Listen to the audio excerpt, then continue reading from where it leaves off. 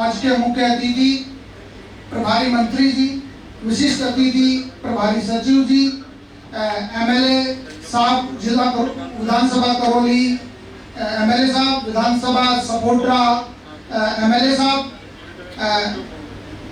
Madam राजकुमारी जी पूर्व विधायक, सांसद प्रत्याशी मैडम इंदु जाटव जी, जिला अध्यक्ष शिव कुमार सैनी जी और उद्योग जगत से पधारे हुए औद्योगिक एसोसिएशन के रूप में लघु उद्योग भारती और उद्योग मंडल के अध्यक्ष दिलीप गुप्ता जी, जिला उद्योग संघ के जिलाध्यक्ष शर्मा जी, गोपाल शर्मा जी और करौली इंडस्ट्रियल समिति के बनवारी लाल शर्मा जी के साथ साथ इस इन्वेस्टर्स मीट में पधारे हुए इन्वेस्टर्स, उद्योगपति, पत्रकार बंधु, दस्तकार, सभी का मैं हार्दिक स्वागत अभिनंदन करता हूं।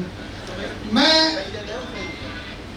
जिला प्रशासन की ओर से बताना चाहूंगा कि राजस्थान सरकार ने एक महत्वाकांक्षी योजना फ्लैगशिप स्कीम्स के रूप में राजस्थान निवेश प्रोत्साहन योजना 2024 अभी संचालित की है, जो इस इन्वेस्टर्स मीट में के लिए एक तरीके से बहुत बड़ा फलदायी सिद्ध होगी, क्योंकि ये एक ऐसी स्कीम है, वन स्टॉप स्कीम्स के रूप में ये स्कीम शुरू की गई है। इससे पहले मैं दो बात करना चाहूंगा कि क्योंकि सरकार का ये प्रयास है इन्वेस्टर्स मीट के माध्यम से, इसमें ऐसा कहा जाता है गुड्स एंड सर्विसेज का यदि रियल प्रोडक्शन हो तो ही देश में निवेश, उत्पादन, आय, रोजगार, निर्यात आदि सृजित किए जा सकते हैं।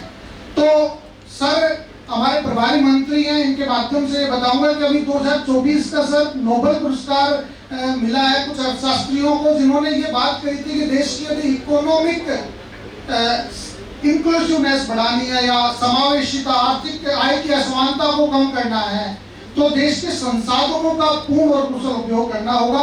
हमारा जिला खनिज संसाधनों की दृष्टि से काफी प्रचुर मात्रा में यहाँ रखता है। यदि इनकी प्रोसेसिंग यूनिट्स हमारे जिले में लगती है तो ये शीघ्र ही विश्व पटल पर साबित होगा, क्योंकि हमारे यहाँ लौह अयस्क के भंडार हैं। हम यहाँ 4 ब्लॉक लौह अयस्क के आवंटित हो चुके हैं। ऐसा कहा जाता है कि लौह अयस्क जहाँ होता है वो अपने आप ही एक इंडस्ट्रियलाइजेशन हब बन जाता है। 18वीं सदी में औद्योगिक जो क्रांति हुई थी बेसिकली आयरन ओर की वजह से हुई थी, जर्मनी के क्षेत्र से हुई थी, जिसकी वजह केवल आयरन ओर था जो हमारे यहाँ प्रचुर मात्रा में मिला है। एक दूसरा सर यहाँ खनिज पोटास का मिला है। बीकानेर ब्लॉक के बाद में एकमात्र केवल करौली है जहाँ पर पोटास एक दुर्लभ फर्टिलाइजर है, जिसमें हमारे देश को बहुत बड़ी आवश्यकता है। यदि पोटास ब्लॉक आवंटित होता है और इसकी इंडस्ट्रीज लगती है तो यहाँ बड़ी संभावनाएं बनती है। हमारे जिले में अभी तक सर 43 एमओयूज हमने किए हैं। आज हमने 4 एमओयूज और किए हैं सर 37 करोड़ के। ये 37 करोड़ के, जिसमें एमएलए साहब का योगदान है सर। 30 करोड़ के एमएलए साहब के प्रयासों से हुए हैं, 7 करोड़ का एक वेटरनरी का हुआ है, 37 करोड़, कुल हम 1001 करोड़ के इन्वेस्टमेंट के प्रस्ताव पर पहुंच चुके हैं। तो हम ये चाहते हैं कि ये जो एमओयूज आए हैं सर, ये एमओयूज बेसिकली एजुकेशन से, हेल्थ से, आपके माइनिंग इंडस्ट्रीज से, आपके एग्रो प्रोसेसिंग इंडस्ट्रीज से आए हैं। और एक मैं निवेदन करना चाहूंगा सर, हमारे यहाँ 2 LMIs हैं, लार्ज और मीडियम एंटरप्राइजेज है, मात्र 2, लेकिन आगामी 2 या 3 सालों में यहाँ कम से कम 10 लार्ज और मीडियम एंटरप्राइजेज होंगे। ये मैं आपसे तो मतलब एक तरीके से वायदा करता हूँ कि ये धरातल पर उतरेंगे। एक बहुत बड़ा प्रोजेक्ट आया सर हमारे, नहीं 10 करोड़, 10 करोड़ से अधिक का एक प्रोजेक्ट है सर सिलिका सैंड मैन्युफैक्चरिंग का। क्या सर? लार्ज और मीडियम एंटरप्राइजेज केवल 2 है सर, एक तो सिलिका सैंड का, एक कर्बुको है। तो सिलिका सैंड का एक बहुत बड़ा प्रोजेक्ट हमें 10 करोड़ का प्राप्त हुआ है, जिससे 200 लोगों से अधिक लोगों को रोजगार मिलेगा। साथ में एक हमें होटल व्यवसाय का होटल मॉडल रिसोर्ट बहुत बड़ा 50 करोड़ का प्रोजेक्ट मिला है, जिससे भी 200 से अधिक लोगों को रोजगार मिलेगा। ऐसे बहुत सारे प्रोजेक्ट्स हैं जिसके लिए रिप्स योजना काफी मददगार हो सकती है। 835 करोड़ का हमारा एजुकेशन का हुआ है, तो नई रिप्स आई है। उस नई रिप्स के माध्यम से मैं बताना चाहूंगा, अभी तक सरकार केवल इंसेंटिव दिया करती थी, लेकिन इस बार सरकार ने इंसेंटिव, कैपिटल इंसेंटिव के साथ में इंटरेस्ट सबवेंशन दिया है और स्पेशल इंसेंटिव टॉप अप दिया है, उसमें एड ऑन दिया है ऐसे। और हमारे सरकार ने इस विप्स में 3 प्रायोरिटीज तय की है। एक तो है आपका जो सेक्टोरल नीड्स के आधार पर इंसेंटिव दिए जा रहे हैं। दूसरा हमारा जो इंसेंटिव्स है वो स्टेट प्रायोरिटी के आधार पर दिया जा रहा है। और तीसरा कस्टमाइज्ड पैकेज के माध्यम से है।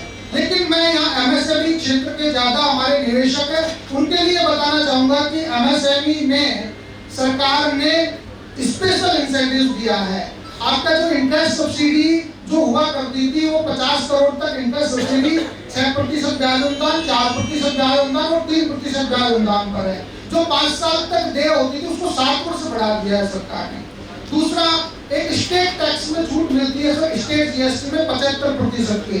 वो पहले 7 वर्ष तक मिला करती थी, एमएसएमई इंडस्ट्रीज को 10 वर्ष तक कर दिया है।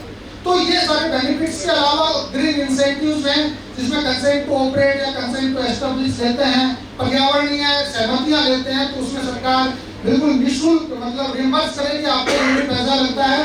साथ में जो कैपेबिलिटी डेवलपमेंट के लिए भी दिया है कि यदि कोई स्किल डेवलपमेंट करना चाहता है इंडस्ट्रीज को, उसको 4,000 रुपए 6,000 रुपए प्रति एम्प्लॉइज पर मंथ अनुदान देने का भी वायदा किया। ऐसे सरकार ने अलग अलग प्रकार के कामकाज किए। इंडस्ट्रियल इंफ्रास्ट्रक्चर में भी कामकाज किया है। इंडस्ट्रियल इंफ्रास्ट्रक्चर के हमारे प्रोजेक्ट हैं, कोल्ड स्टोरेज वेयर हाउसेज के हुए हैं, उसमें 25% तक सब्सिडी दे है। यदि कोई प्राइवेट इंडस्ट्रियल एरिया भी अपनी तरफ से डेवलप करता है तो हमारा कैटेगरी 2 और कैटेगरी 3 पिछड़े जिलों में शामिल है, हमारा पिछड़ा ब्लॉक्स में शामिल है। वहां पर मतलब 20 एकड़ जमीन पर भी अपना प्राइवेट इंडस्ट्रियल एरिया डेवलप करता है वीको की तरह, उसको भी 25% तक की कैपिटल सब्सिडी देने का वायदा किया है। और इसी तरीके से कोल्ड स्टोरेज है, वेयर हाउसेज है, इस तरीके के यदि लॉजिस्टिक्स सपोर्ट्स वाले यहाँ पर प्रोजेक्ट्स लगते हैं तो उसमें 25% तक की सब्सिडी दी जा रही है। ये उद्योग और वाणिज्य विभाग का प्रयास है। कलेक्टर साहब की अध्यक्षता में एक जिला स्तरीय समिति होती है, उसमें ये सारे अनुमोदन जब ये प्रोजेक्ट धरातल पर आ जाएंगे तब ये सारे प्रोजेक्ट्स को हम अनुमोदित कराएंगे और उद्यमियों को लाभान्वित करने का प्रयास करेंगे। आप ज्यादा से ज्यादा इस जिले में निवेश करिए, उसको हम धरातल पर लाने का प्रयास करेंगे। जो भी सहायताएं आपको मिलती है उसके लिए हैंड होल्डिंग सपोर्ट प्रदान करेंगे। इसी के साथ मैं अपना शब्दों को विराम देना चाहता हूँ।